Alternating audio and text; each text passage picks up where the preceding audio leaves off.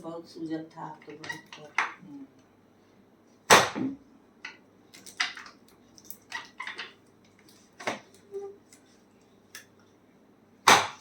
तो वो अभी कराना पड़ेगा। अभी क्या, अब जब 2-4 दिन में जब आपको टाइम मिले जांच करा लो, दवाई तो मैं दूंगा आपको। ठीक है, ठीक है ना।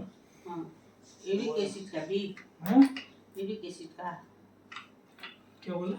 यूरिक एसिड का दवा। यूरिक एसिड की हाँ, दवा। यूरिक एसिड की दवा मैं दूंगा अभी। अच्छा, दूंगा, दवाई भी दूंगा आपको। ये लो।